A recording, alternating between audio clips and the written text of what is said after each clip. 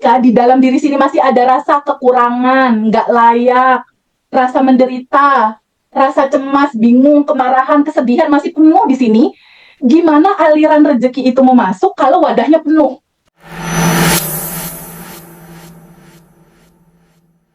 Nah, aku kembali lagi ke Mbak Devi.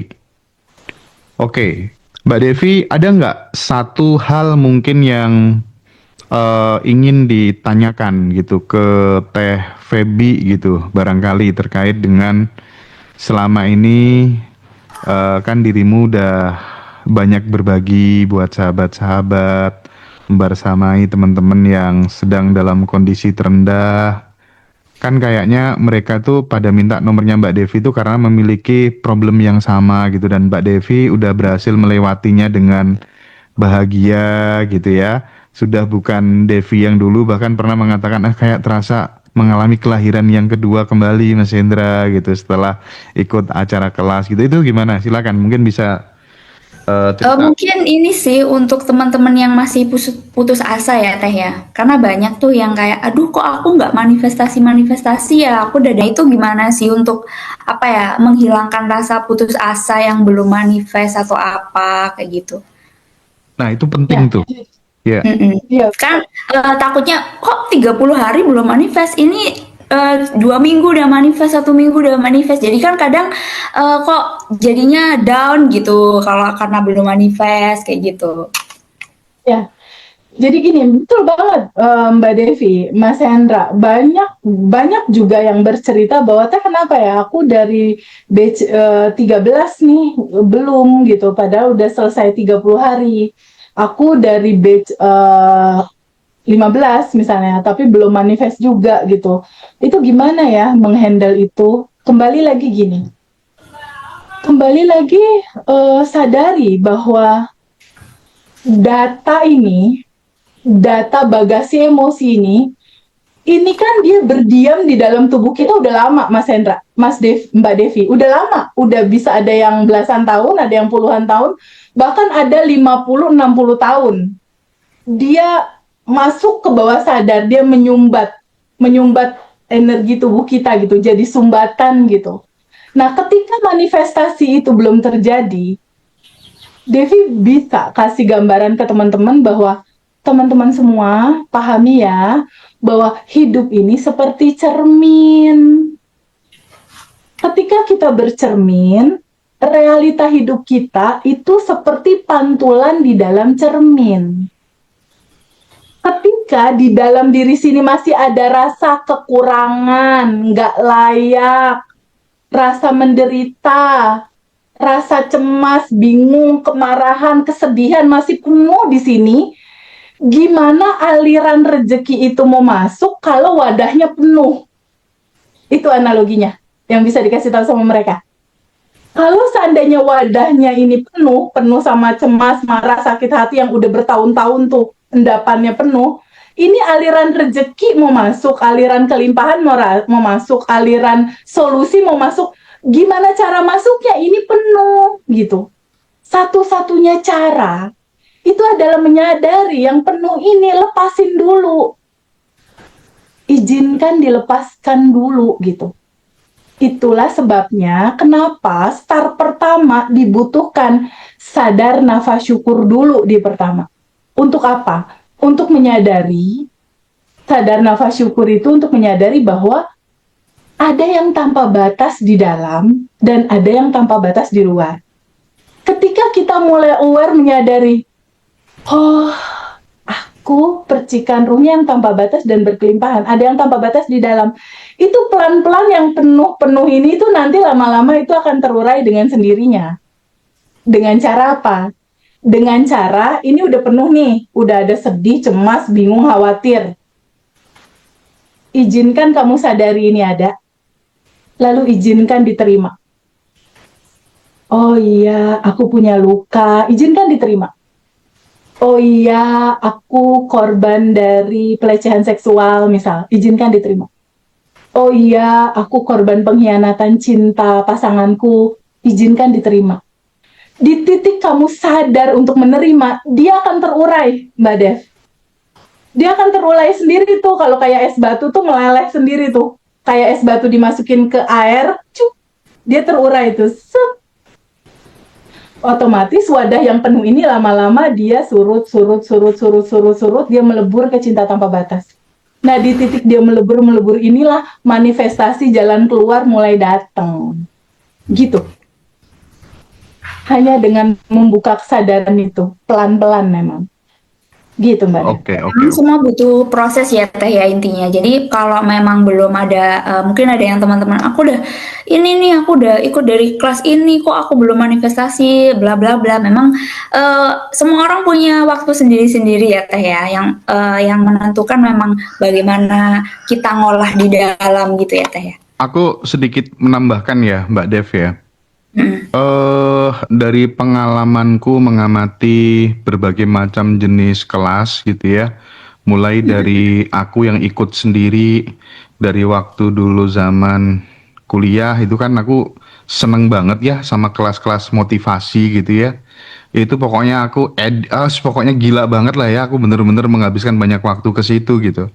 Termasuk kemudian pengalamanku menyelenggarakan berbagai macam jenis kelas, mau kelas semahal apapun itu lebih banyak yang belum bisa manifestasi daripada yang sudah bisa manifestasi. Itu kita kalau mau jujur ya. Ini saya ngomong apa adanya gitu ya. Agree. Kenapa begitu? Karena memang stat setiap orang itu kan berbeda-beda gitu ya. Ada yang statnya +1, ada yang -8, -20, -50. Makanya nggak bisa. Terus kemudian mau disamaratakan itu karena variabelnya menurutku banyak banget ya. Kita nggak boleh ngelupakan juga sama yang namanya skill, sama yang namanya seberapa besar kamu tuh dipercaya sama orang lain gitu ya, pengetahuanmu, momentumnya ketemu yang pas apa enggak dengan peluang, itu kan variabel-variabel seperti itu kan harus kemudian juga dipikirkan gitu, tidak hanya melulu soal teori manifestasi saja gitu. Kalau aku sih melihatnya begitu ya, karena latar belakang pengetahuannya kan setiap orang kan nggak sama gitu kan, beda-beda gitu. Tapi memang jujur di Bandung Revolution ini pengalamanku ya. Kalau pengalamanku testimoni gila-gilaan serius, bukan karena aku juga yang punya Bandung Revolution, tapi emang kenyataannya begitu. Tapi sekali lagi bahwa kemudian ada yang belum manifestasi banyak. Oke, karena kita berangkatnya berbeda, tapi teman-teman bertumbuh dan jangan pernah berhenti untuk kemudian berproses terus memperbaiki, evaluasi, menyempurnakan apa ini yang kurang gitu. Dan sekali lagi temen itu pengaruhnya luar biasa ya Teh. Ya, Banget. temen WA, Ya. temen ketemu langsung, ngopi, Betul. waduh itu tuh luar biasa. Betul. Karena pada saat kita berteman kan ada repetisi pembicaraan tuh Mas, ada repetisi obrolan, ada repetisi cara berpikir ya, yang semakin sering itu kan jadinya jadi data, jadi pasti terjadi. Aku mau sharing sedikit Mas Hendra. Dari ratusan testimoni yang udah masuk, satu hari itu bisa 5 sampai 10 testimoni mungkin. Dalam sedikit bisa melihat polanya, Mas. Oke, apa tuh polanya tuh? Pola manifestasi teman-teman. Dan ini menarik banget. Menarik banget. Aku lihat yang manifestasi terakhir aja. Yang hutangnya lunas 100 juta, Mas. Yang hutangnya lunas, terus ada manifestasi terakhir lagi yang masalah dia dapat mobil dan lain-lain. Ini patternnya sama, Mas Hendra. Patternnya ini sama. Apa patternnya? Apa tuh? Semesta tuh nggak bisa diburu-buru. Semesta nggak bisa diburu-buru. Nggak bisa gini, aku pokoknya mau lunas utang, pokoknya minggu ini harus lunas, nggak bisa nih harus lunas, aku mau quantum jam, harus. Itu nggak jadi, nggak bisa, nggak terjadi. Gitu. Jadi patternnya itu pelajari polanya, bahwa semesta itu nggak bisa rusuh, nggak bisa di dalam penekanan, nggak bisa buru-buru. Kenapa? Ketika rasa hati kita buru-buru, pengen banget, artinya kan ada getaran kekurangan di situ. Gini. Ada getaran rasa yang kekurangan di situ. Ini relate banget ya. Waktu kita sering ngobrol dengan Mas Riko gitu. Ketika orang dia identitas dirinya kekurangan, Terus kemudian dia ikut kelas, motivasinya adalah untuk supaya kemudian terburu-buru, supaya kemudian pengen segera berkelimpahan. Justru yang terjadi sebaliknya itu kadang ada benernya juga loh. Karena sponsornya itu apa tuh, justru malah kemudian melejit Kekurangan.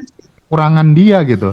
Harusnya ketika kemudian identitas dirinya dia bisa shifting identitas itu udah terjadi dulu, itu tuh akan beda hasilnya. Ya, Aku yakin itu deh.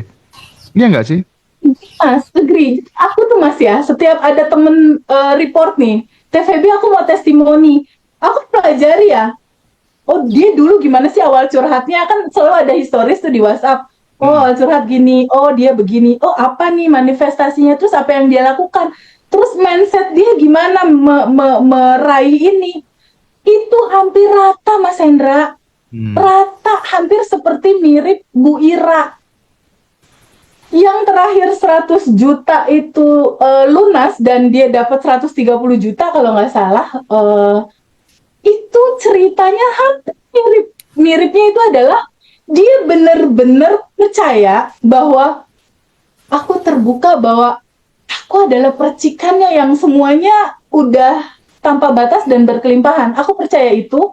Dan dia lakukan 30 hari daily rutinnya sadar nafas syukur. Jadi yang dia lakukan tuh cuma sadar nafas syukur, Mas, sama quantum jam, sama dilepasin. Iya. Gitu. Di sadar nafas syukur itu dia lakukan gini. Ya Allah, terima kasih. Udah ada yang tanpa batas di dalam. Semuanya sudah ada dan tersedia. Itu dia lakukan bangun tidur, mau tidur, dan setiap ada jeda-jeda waktu dia ingat dia sadar nafas syukur. Iya. Lalu dia quantum jamin goal dia. Oh, utang lunas, makasih, lalu lepasin. Nah, menariknya adalah di titik dia bilang nih, Teh Feby, di titik utang itu aku pasrahkan caranya, prosesnya, jalannya. Aku ikhlasin aku punya utang, aku lepasin, dan aku percaya pasti ada timing lunasnya gitu. Hmm. Aku percaya pasti ada momen ini lunas. Udah aku lepas, terserah aja deh sama semesta, dilunasin syukur enggak ya udah juga gitu, udah aja. Nah di titik kayak gitu sebulan kemudian beres itu PR. Iya. Kalau yang Bu Ira itu kan juga sama, 2 minggu beres itu PR. Mm-mm. Terus terakhir ada testimoni lagi Mas, TVB aku mau testimoni 700 juta utangnya lunas. Itu kayaknya belum aku kirim ke Mas Hendra. Iya ya. Gimana tuh intinya? 700 juta utang lunas, itu pun sama ceritanya. Di titik dia ya udahlah, lakukan aja daily rutin karena kan bikin data baru. Ini sekali lagi aku mau kasih stabilo nih, keterangan ini buat teman-teman. Ini semua nggak mungkin terjadi tanpa habit, tanpa kebiasaan baru Mas, Iya. tanpa kegiatan baru, habit baru, cara berpikir baru, cara merasa baru. Itu agak berat tuh terjadinya. Karena ini bicara masalah data di dalam yang memantul jadi realita di luar gitu.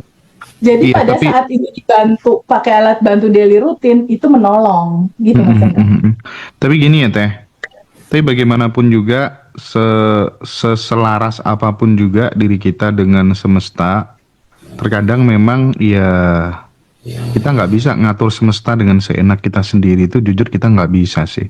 Nggak bisa, Mas. Saya kadang minta hujan dong, nggak dikasih, bolak-balik nggak dikasih juga gitu ya, karena musim kemarau gitu kan ya. Enggak, artinya kan memang kita ini, aduh ya, Lepasin aja. ya lepasin aja lah, itu wilayah domainnya dia lah ya. Yes, betul. Domainnya Nah, dia, betul banget. domainnya dia gitu. Tapi mungkin dari pengalamannya Mbak Devi deh kali. Ketika kemudian Mbak Devi menafkahkan waktu, tenaga, pikiran untuk membersamai teman-teman yang sedang kesulitan, berada di titik terbawah, hidupnya hancur berantakan gitu. Yang didapatkan Mbak Devi apa sih kira-kira? Mungkin Kalau yang didapatkan apa ya? Mungkin lebih ke merasa berguna aja. Itu yang pertama sih, itu bonus sebenarnya. Tapi kalau soal manifestasi itu memang segala urusanku sih kayak dipermudah gitu sih. dipermudah gitu ya. Jadi memang dipermudah aja. Kayak aku udah nggak pernah ngalamin yang khawatir yang sampai gimana gitu. Karena mungkin ya itu juga ya karma bilangnya. Jadi memang dipermudah. Sebenarnya kan apa ya, kalau kita pengen apa terus dipermudah, terus kan kata Teh Feby kan kita mentalnya harus yang apa namanya abundance gitu ya. Jadi mau apa nggak usah dipikir jalannya, nanti datang sendiri. Itu memang memang betul sih sebenarnya. Kalau kita udah nggak khawatir, maksudnya udah nggak terlalu apa ya, kayak ngebet banget pengen A B C gitu-gitu ya, dilepas aja gitu. Memang apa yang diinginkan itu tuh kadang kayak disodorin aja gitu. Kayak gitu sih. Iya sih. Dan eh iya keren keren keren. Tapi lagi-lagi Teh Feby, apa sih sebenarnya kaitan antara keheningan dengan daya cipta manusia itu sebenarnya apa sih? Ketika kemudian kita disuruh mundur ke sejenak, kita disuruh diam dulu, memasuki fase hening, itu kaitannya sama daya cipta itu menurut menurut Teh Feby apa? Resonansi semesta, Mas. Hmm. Resonansi frekuensi semesta tuh ada di dalam tenang, di alfa ya. Ada alfa, ada theta, start from alpha. Jadi pernah dengar nggak surat Al-An'am? Hidup ini cuma permainan dan senda gurau belaka. Ya ya ya ya ya. Di titik main-main, di titik senang-senang malah terjadi gitu loh. Iya iya iya. Jadi apa hubungannya keheningan sama daya cipta? Oh jelas. Karena frekuensi yang selaras sama semesta, frekuensi yang selaras sama sejatinya kamu, itu di dalam tenang, di dalam hening, di dalam damai, di dalam ini nggak rame. Ini nggak rame mengkhawatirkan masa lalu, mencemaskan masa depan. Di titik dia hening. Jadi ada sebuah rumus, Mas. Ketika pikiran kamu rame, ini intuisi semesta, daya cipta itu dia sejatinya kamu tuh tenggelam ke bawah. Di titik kamu diem dulu sebentar, pikiran ajak tenang, dia muncul naik ke atas. Jadi kita betul-betul harus memahami pola itu gitu. Bahwa pola terjadinya manifestasi itu memang ditenang, disantai, dirileks, diasik. Iya sih. Jadi semakin kita jadi CCTV, tidak menilai, tidak menjustifikasi, tidak kemrungsung gitu ya. Justru saat kemudian kita ya mengamati aja apapun emosi yang muncul ya, itu justru kemudian ya kita hidup tuh jadi semacam kayak yang disampaikan Mbak Dev tadi, kayak flowing, kayak mengalir, kayak tertuntun, semuanya serba mudah, tidak ada ketakutan, kekhawatiran ya. Cara kerja CCTV gimana lah ya. Iya. Oke. Bukankah yang kita cari itu adalah kegembiraan, kebahagiaan, ketenangan, kelimpahan tentunya. Tapi dari semua keinginan pasti dicari kebahagiaan, pasti yang dicari itu, dan itu natural sejatinya kita. Itulah yang mau diceritain tuh di cerita Abundant Revolution, Mas. Iya. Jadi jangan-jangan yang bikin kita masih ruwet karena kita kan tidak seperti yang disampaikan sama Teteh tadi, bahwa hidup ini hanya senda gurau, hanya kesadaran yang bersandiwara sebagai Feby, sebagai Hendra, sebagai Devi aja gitu kira-kira. Itu mungkin yang bikin ruwet ya. Nggak usah serius-serius gitu terlalu ya. terlalu serius, terlalu tegang gitu ya, tidak rileks, tidak kalem gitu. Itu mungkin yang bikin ruwet. Dan sekali lagi buat sahabat semuanya, nanti Abundant Revolution batch 16 itu offline. Ini perlu saya ulang karena ada kemarin yang salah, dikiranya daftar kelas offline padahal reuni gitu. Reuninya itu jam ini apa? Reuninya itu kalau nggak salah nanti sekitar jam 14.00 teman-teman. Karena mungkin akan kita panjangin karena jadwalnya padat. Nanti ada fashion show dari siapa yang desainer internasional itu juga. Ternama ya, internasional. Terus banyak-banyak nanti kita padatkan, agak-agak lama deh nanti reuninya ya. Jadi pagi jam 8 kita start sampai kurang lebihnya sekitar jam 12 sampai jam 1 siang tuh kelas offline. Biasanya teman-teman langsung join acara reuni gitu ya. Dan kelas offline ini teman-teman yang resit itu yang sudah jadi alumni cuman bayar 50% aja dari harga. Terus yang reuninya itu nanti untuk umum itu hybrid, online dan offline ya. Jadi sebelum itu kalau misalnya teman-teman mau join di Zoom spesial yang untuk pemula itu nanti di tanggal 15 Agustus ya. Itu perlu kita ulang-ulang terus biar nanti teman-teman ndak bingung. Setelah itu acara offline di mana Mas Hendra? Next, kita akan kabari buat sahabat semua. Tapi yang jelas ini momentum ada Pawayan sama TVB, teman-teman usahakan datang. Ini bakal keren. Beberapa circle teman-teman dekat aku pada mau datang teh nanti teh. Jadi karena ada Pawayan, ada TVB ngumpul bareng, nanti kita akan bersama-sama belajar di sana. Ya, berkumpul bersama, mudah-mudahan kita ada sesuatu yang bisa kita bawa pulang nanti ya. Oke. eh apa teman-teman yang live TikTok tanya apa? Mana lokasinya di Hotel Ambar Rukmo ya? Di Hotel Ambar Rukmo Sleman, Yogyakarta. Lokasinya di sana. Kalau yang 15 Agustus itu online. Iya bener online, Zoom online teman-teman ya. Apalagi pertanyaannya? Oh, harganya. Harganya yang reoni untuk alumni itu 1 juta. Itu di hotel bintang 5 lah ya. Ballroom. Nah, jadi kita memang benar-benar pengen memfasilitasi teman-teman biar bisa berkumpul membangun sebuah circle peradaban kesadaran gitulah kira-kira ya. Eh, oke. Boleh kalau misalnya mau nanya boleh. Jadi sekali lagi itu tuh yang 3 buku tulis itu buat apa aja teh katanya, gitu teh. Iya, dipersingkat Mas, jadi 2 aja, 2 aja. dipadatkan. Jadi 2 aja, itu potensial banget. Itu ada buku syukur dan buku goals. Pengalaman aku ketika aku nulis di buku goals, misal ya, income net 50 juta lebih per bulan, saat ini sudah terjadi dengan sangat membahagiakan dan menyenangkan, misalnya begitu. Iya. Cuma begitu aja skripnya. Iya. Cuma kayak gitu aja. Tapi bahasanya sudah terjadi. Iya. Di narasi bahasanya itu sudah terjadi. Jadi kita merasakan ini udah terjadi gitu. Nah, setelah itu kita quantum jam kan.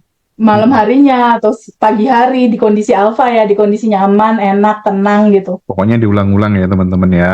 Iya, betul. Di Oh kondisi itu alfa. yang mau daftar di Jogja, nomornya itu ada di ini di bio TikTok atau di kolom deskripsi YouTube ya. Karena dari tadi banyak yang tanya soal itu.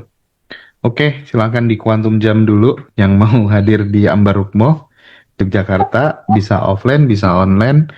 Ini untuk umum, untuk alumni dan untuk siapapun bisa. Boleh. Iya.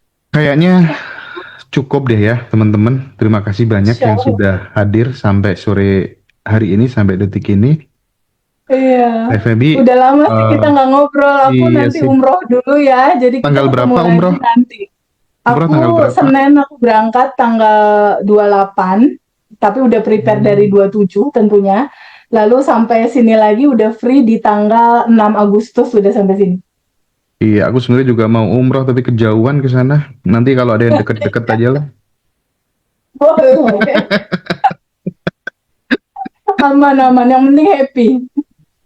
Oke ya Teh, terima kasih banyak ya atas Thank waktunya. you. Mbak Devi juga terima kasih banyak. Oke, thank you very much. Kita ketemu lagi di episode Bye-bye. selanjutnya ya. Ya, bye. Bye-bye. Thank you ya teman-teman. Thank you. Bye-bye. Yo. Dadah.